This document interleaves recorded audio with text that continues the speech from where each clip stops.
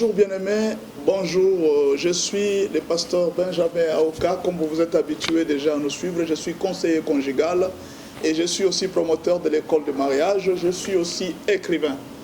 Merci beaucoup. Avant de commencer notre émission, je vous demande tous, si vous ne vous êtes pas encore abonnés, abonnez-vous massivement. Cliquez sur le point qui est écrit à votre droite, vous allez voir, on a écrit là s'abonner en rouge, abonnez-vous à notre chaîne YouTube. Commencez d'abord par vous abonner et puis vous allez suivre ce qui va suivre maintenant et vous serez bénis. Partagez notre émission, partagez notre chaîne et partout où vous nous suivez, veuillez partager cette chaîne et plusieurs vies de personnes seront sauvées. C'est une émission, je vous ai dit que notre chaîne n'est pas une chaîne qui parle de... C'est pas une chaîne pour les enfants, c'est une chaîne pour des hommes mûrs. C'est une chaîne pour des gens qui se préparent à devenir leaders, des grands hommes. Des hommes qui se préparent pour aller au ciel. Ce ne sont pas des chaînes qui sont là pour distraire. C'est une chaîne qui parle de la vie. C'est une chaîne qui veut sauver la vie. C'est une chaîne qui ramène le peuple dans ce monde de la fin.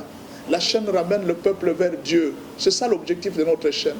Nous vous demandons de vous abonner massivement, de faire abonner plusieurs personnes, de devenir encore plus nombreux.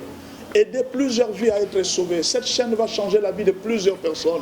Ça va changer votre conduite, ça va changer votre caractère. Abonnez-vous massivement. Alors, nous étions en train de parler du divorce.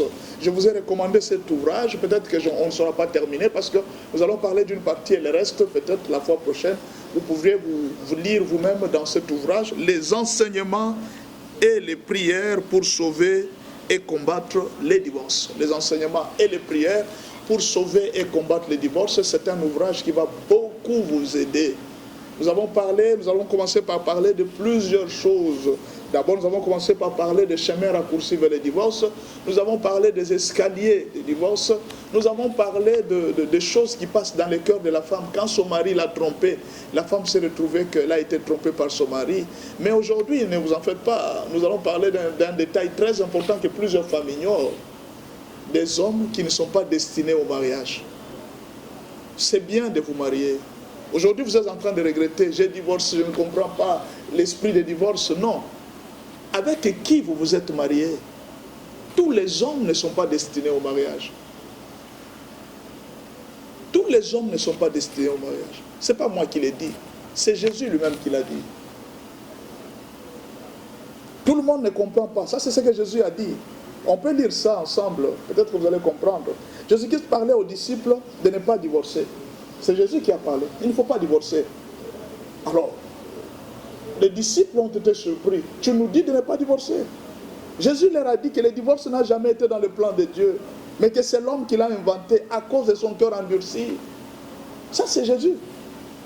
Jésus dit que non, le plan de Dieu, le divorce n'existe pas. Imaginez plusieurs personnes qui divorcent. Sont-ils vraiment dans le plan de Dieu? Parce que Jésus a dit, le divorce n'a jamais été dans le plan de Dieu. Mais les hommes divorcent quand même. Alors, sont-ils dans le plan de Dieu, dans le plan du diable ou bien dans le plan humain? On peut lire ensemble ça. Les paroles de notre Maître, les paroles de notre Seigneur Jésus. Lisons-le ensemble. Il a répondu, c'est à cause de la dureté de votre cœur que Moïse vous a permis de répudier vos femmes. Au commencement, il n'en était pas ainsi. Analysons la réponse de Jésus. Essayons d'analyser la réponse de Jésus. La réponse de Jésus-Christ conclut trois choses. 1. Tout le monde ne comprend pas le mariage. Ça, c'est Jésus. Ce n'est pas moi. Hein. Tout le monde ne comprend pas le mariage. 2. Le mariage est un don de Dieu. 3. Il y a aussi des eunuques. Des gens qui ne peuvent pas se marier. C'est là que nous tirons notre leçon. Des eunuques. Des gens qui ne peuvent pas se marier. Qui sont ces eunuques qui sont venus chez vous et qui se sont mariés finalement? Toi, tu as épousé un eunuque. Quelqu'un qui n'a aucun signe de mariage, tu l'as quand même épousé. Une femme qui n'a aucun signe de mariage, tu l'as quand même épousé. Tout le monde n'est pas appelé à se marier. C'est la société qui pousse parfois certaines personnes à se marier. Vous allez trouver un frère, il est dans l'église en train de servir Dieu. Les pasteurs regardent, comment ce frère jusqu'à son âge ne s'est pas marié? Lui-même ne vous a rien dit. Pourquoi vous voulez le forcer à se marier? Vous a-t-il dit qu'il a l'appel au mariage? Vous commencez la pression, non frère, tu ne peux pas rester célibataire, tu dois te marier. Vous trouvez une soeur qui est là, elle ne s'intéresse même pas au mariage. Laissez-la. Tout le monde doit-il se marier? C'est quel enseignement qui est venu aujourd'hui à montrer que tout le monde doit se marier? Qui a amené tel enseignement? C'est venu d'où cet enseignement? Alors aujourd'hui, nous allons parler de ces signes. De ces signes qui montrent des hommes qui ne sont pas destinés au mariage. Suivez-nous bien. Ça va beaucoup vous aider cet enseignement. C'est un enseignement très puissant. Alors, commençons par le premier signe. Premier signe. Malgré leur âge, ils ne s'intéressent pas. Ils ne s'intéressent même pas ni à la date, ni des jours qu'ils se marieront. Vous allez voir quelqu'un qui a 40 ans. Ça ne lui dit rien. Quand vous posez la question, frère, tu te maries quand? Bon, en fait, ce n'est pas encore dans ma tête. Hein. Je vais me marier, je sais que je me marierai. Je vous sens peu penser que celui-là a vraiment le don de mariage. À 40 ans. Ah, ça, il faut bien voir. Ils réfléchissent encore sur les déceptions passées. Il se dit, bon, avec toutes ces déceptions que j'ai connues, je ne vois pas l'importance de se marier. Peut-on casser quelque chose? Un verre, par exemple, vous le cassez. Et puis vous dites que je ne prendrai plus de l'eau parce que le verre s'est cassé. Peut-on cesser de voyager parce qu'il y a eu un accident? Est-ce que c'est normal? Je n'irai plus au travail parce que, en tout cas, sur le chemin là où je vais au travail, il y a eu un accident. Ça se fait comme ça? Non, non. Je ne vais pas me marier parce que j'avais connu des déceptions. Mais c'est ça la vie. Dans la vie, il y a toujours des déceptions. Il y a toujours les bas et les hauts. Je ne veux plus faire le commerce parce que, en tout cas, on m'avait détourné l'argent. Tu n'as pas les dons de commerce. Quelqu'un qui a les dons de commerce, même si on l'a détourné l'argent, il va continuer à travailler. Ce n'est pas ton don. Quand vous voyez un homme qui commence à refuser, une femme qui commence à refuser le mariage, parce que j'ai connu beaucoup de déceptions, ce n'est pas son don. Quand quelqu'un a les dons de commerce, même si on l'a volé hier, demain vous allez voir ces messieurs-là ouvrir même les arachides devant sa porte. Parce que c'est un don, c'est quelque chose qui est en lui. Quand quelqu'un a les dons de mariage, même si tu le déçois aujourd'hui, demain tu vas le voir en train de chercher une autre fille. C'est quelque chose qui est en lui. Mais lui, cet homme-là, malgré son âge, il est là en train de réfléchir. En tout cas, moi, je n'aime pas ces histoires de mariage. Hein. Il n'est pas destiné au mariage, ce n'est pas son don. Ils sont incapables d'aimer. En réalité, ils sont égoïstes. Et se marient pour être servis et non pour servir. C'est l'un des problèmes. Il ne se marie pas pour servir. Vous allez trouver un homme, vous l'épousez. Il est très égoïste. Il ne pense qu'à lui. J'ai vu une femme un jour, elle me dit, pasteur, tu peux t'imaginer mon mari à moi. Il passe par les supermarchés. Il achète la saucisse, il achète les boîtes et puis un jus. Il est arrivé à la maison et il m'a posé la question. Tu as déjà mangé? Je lui ai dit oui, j'ai mangé. Ok, il n'y a pas de problème. Il a terminé tout ce qu'il a amené au supermarché devant moi, sans rien me donner. Dites-moi sincèrement, vous pensez que cet homme-là est destiné au mariage? Le mariage est fait pour partager. Quand quelqu'un vit pour lui dans le mariage, cette personne-là n'a pas été destinée pour le mariage. Le mariage est fait pour servir.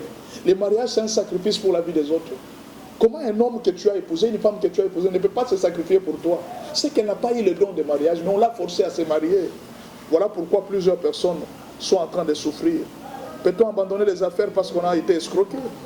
Non, il faut faire attention. Pour eux, la femme est une charge. Les enfants, c'est une charge. La dot, un grand montant pour s'acheter un terrain. Vous imaginez quelqu'un qui est en train de réfléchir. Donner $2000. Mais avec $2000, je peux acheter un terrain quelque part. Épouser une femme. Tu es en train de comparer une femme avec un terrain, avec une voiture. Mais tu ne sais pas que $2000, là, je peux acheter une voiture et je peux commencer à créer une entreprise. Tu compares une femme avec une voiture. Tu compares une femme avec un terrain. C'est parce que tu n'as pas été destiné au mariage. Tu ne connais pas la valeur du mariage. Et à force, on veut toujours forcer les choses sur la terre. Hein. Vous épousez un tel homme. Et il est dans le mariage, il commence à vous faire souffrir. Est-ce que vous aviez bien étudié cet homme? Vous qui aimez le Saint-Esprit, hein, chaque jour, le Saint-Esprit m'a dit que c'est lui l'homme de ma vie. Est-ce que tu as étudié le caractère de cet homme? Est-ce que tu sens vraiment que cet homme est destiné au mariage? Quelqu'un qui appelle une femme, c'est une charge. La femme, ce n'est pas une charge. Est-ce que moi, tel que je suis ici, je peux me fatiguer de ma tête? Je peux me fatiguer de mes mains. Je ne me suis jamais fatigué de mes mains. Comment est-ce qu'un homme peut se fatiguer de sa femme? Comment est-ce qu'une partie de toi, tes enfants c'est une partie de toi, tu ne peux pas te fatiguer. Il y a quelqu'un qui a dit, hein, le dent de l'éléphant, ça pèse trop, mais l'éléphant ne se fatigue jamais de ses dents. Mais comment est-ce qu'un homme qui est marié, il se fatigue déjà de sa femme? Vous trouvez ça normal? C'est là le grand problème. C'est là le plus grand problème. Est-ce que cet homme est-il destiné au mariage? L'homme que tu as épousé, a-t-il vraiment été destiné au mariage? Mais finalement, vous êtes déjà marié. Que faire? C'est la question. Il s'engage pour le mariage et non pour les besoins. Il s'engage pour le mariage non à cause du besoin, mais à cause de la pression des amis, de la famille ou de l'église. Tout simplement pour éviter l'humiliation. Ce n'est pas les soucis de son cœur, mais il a reçu une pression. L'église a mis une pression. La famille a mis une pression. Les amis ont mis une pression. Bon, les quartiers, tout le monde se moque d'elle.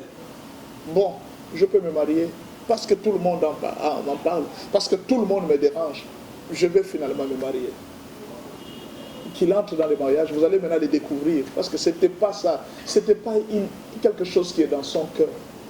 Mais c'est la personne que tu as épousée, tu as aimé le mariage. Et pourquoi tu veux fuir? Pourquoi tu veux divorcer? Il y a cassure de plusieurs mariages, parce que plusieurs personnes se sont mariées, ils n'ont pas reçu le don de se marier. Quand ils sont dans les mariages, ces hommes qui ne sont pas destinés au mariage, quand ils sont dans les mariages, ils sont toujours en train de corriger les erreurs des femmes, de la cuisine, au lit. Ils accusent leurs femmes, chez n'importe qui. Vous trouvez un homme vraiment qui est marié, qui est en train de parler à ses amis comment est-ce que sa femme ne connaît rien au lit. Un homme marié. Écoute, il y a des secrets de mariage. Vous avez déjà vu un homme d'État, on appelle ça l'homme d'État, qui est en train de livrer les secrets de son pays. Quand vous trouvez un politicien en train de livrer les secrets d'État, ce n'est pas un politicien, c'est un amateur. Quand vous trouvez un homme marié qui est en train de livrer les secrets de mariage, c'est un amateur. Quand vous trouvez un homme marié qui est en train de livrer les secrets de sa femme, c'est un amateur. Vous trouvez une femme mariée qui est en train de livrer les secrets de son mari, c'est un amateur. Il n'a pas été fait pour le mariage. Le mariage, c'est un secret. Le mariage, c'est comme le corps. Tout le monde peut vous voir dans les habits. On vous connaît dans les habits, mais personne n'a jamais vu votre sexe. Personne n'a jamais vu vos parties intimes. Personne n'a jamais vu. Nous pouvons vivre pendant très longtemps, même avec la maman qui t'a mis au monde. Elle peut vivre très longtemps sur la terre. Dès que tu as grandi, tu as quitté sa maison. Ça sera difficile que cette maman voie encore ta nudité. Elle avait vu quand tu étais enfant, mais maintenant là, même ta propre mère ne verra plus ta nudité. Ton propre père ne verra plus ta nudité. C'est comme ça le mariage. Quand tu te maries, prends le mariage, couvre-le d'habits. Ne permets plus à personne, plus à personne, de vouloir chercher un moyen de te détruire et détruire ton mariage. C'est parce que cet homme n'a pas été destiné pour le mariage. Ils aiment vivre seuls, même en ayant des femmes à la maison.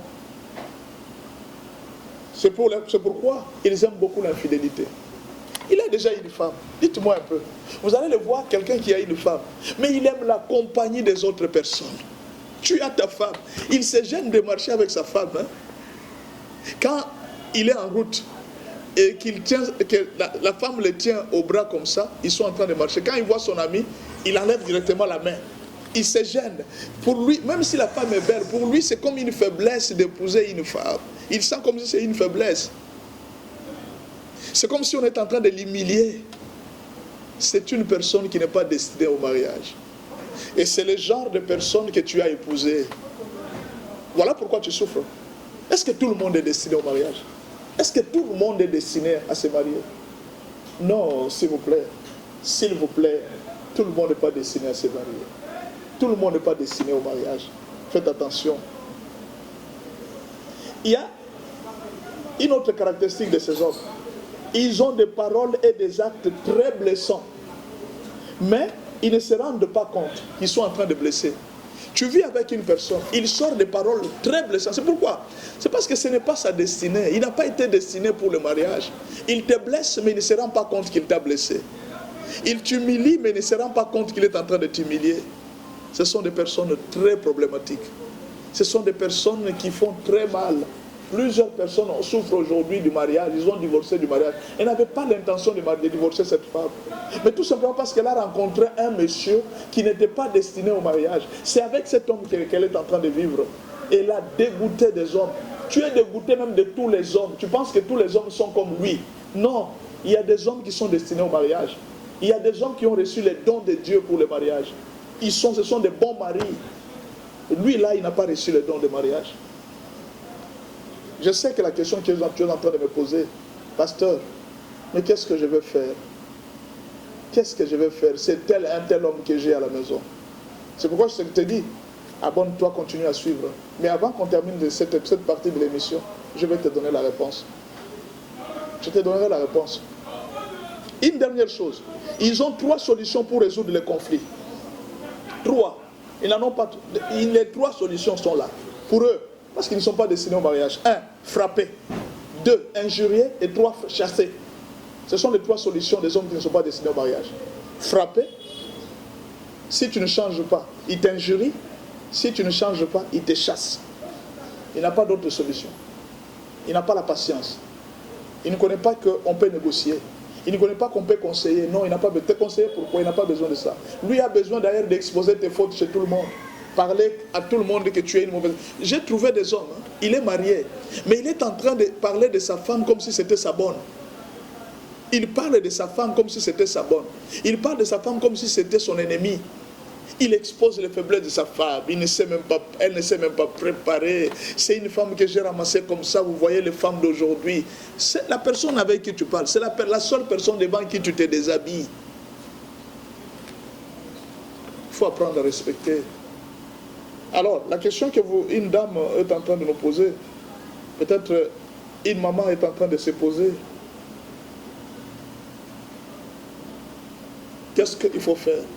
Mais avant de vous répondre, laissez-moi vous parler de ce dernier caractère. C'est un caractère très important. Ils peuvent s'en aller et laisser tout derrière eux, sans aucun remords. Vous avez déjà vu un homme qui part, il va en Angola, il va dans une autre province, il va dans un autre pays. Il ne se rappelle même plus qu'il avait laissé les enfants d'où il est venu. Est-ce que vous trouvez ça normal? Essayez un peu de réfléchir. Un homme qui voyage, il laisse 3 enfants derrière lui. Il ne sait même pas que ses enfants doivent étudier.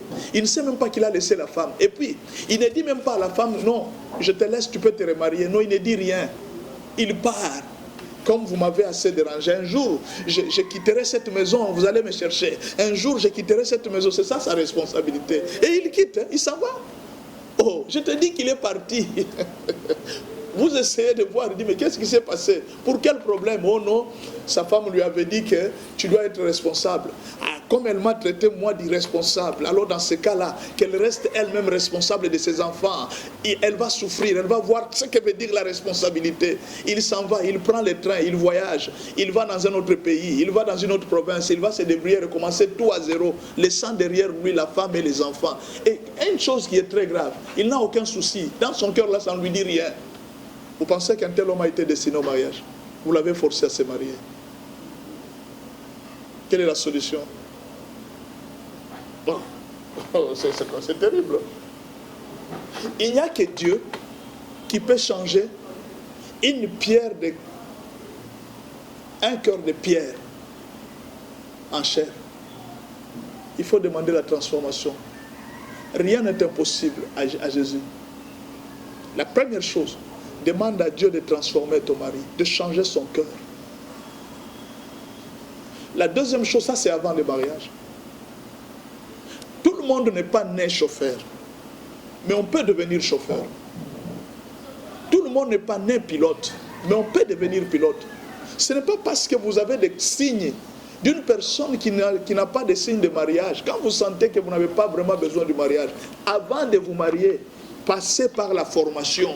Qu'on vous parle du mariage, qu'on vous parle des choses qui se passent dans les mariages. Si vous êtes formé, vous allez voir vous-même que vous allez tenir dans les mariages. Vous voulez prendre un avion, vous voulez monter avec un avion, être à bord de l'avion, conduire un avion, alors que vous n'avez jamais suivi la formation des pilotes, qu'est-ce qui va arriver? Vous allez arriver à un crash, c'est sûr. Même si je ne suis pas prophète. Quelqu'un qui n'a pas appris à être pilote, il prend l'avion, il monte avec au-dessus.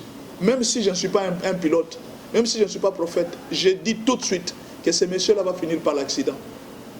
Quelqu'un qui n'a jamais conduit, vous lui donnez la voiture, de rouler dans cette ville, dans notre ville ici, où les chauffeurs parfois sont fous.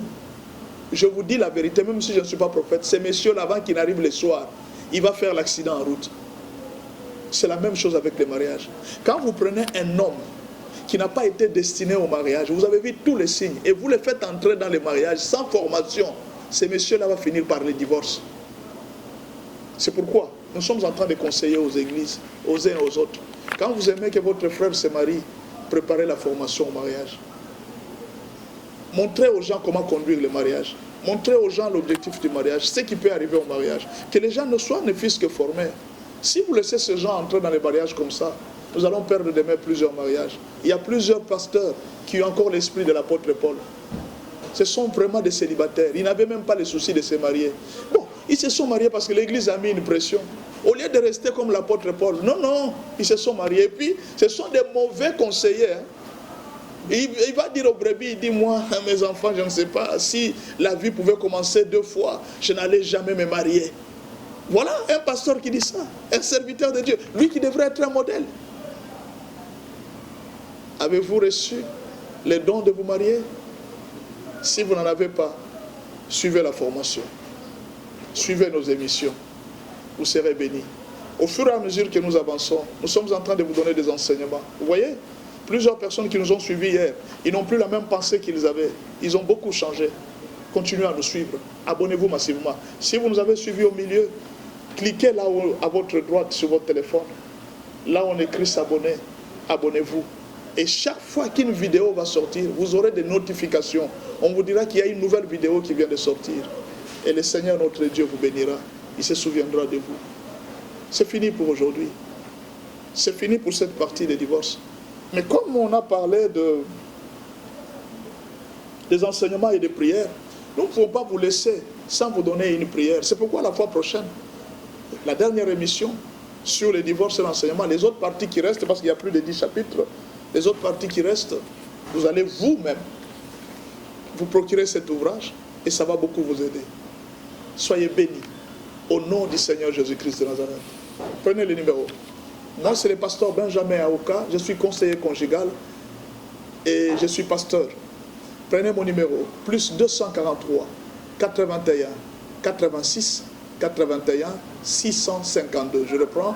Plus 243 81 86 81 652. Avec ce numéro, vous pouvez nous joindre sur les réseaux sociaux, WhatsApp normalement ou bien sur Telegram.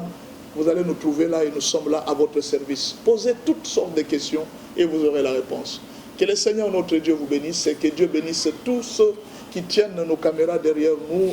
La chaîne est pour vous. La chaîne c'est pour les enfants de Dieu, c'est pour les enfants mûrs et c'est pour grandir, c'est pour la maturité que nous avons créé cette chaîne. Que le Seigneur Dieu vous bénisse et à la fois prochaine. Merci beaucoup.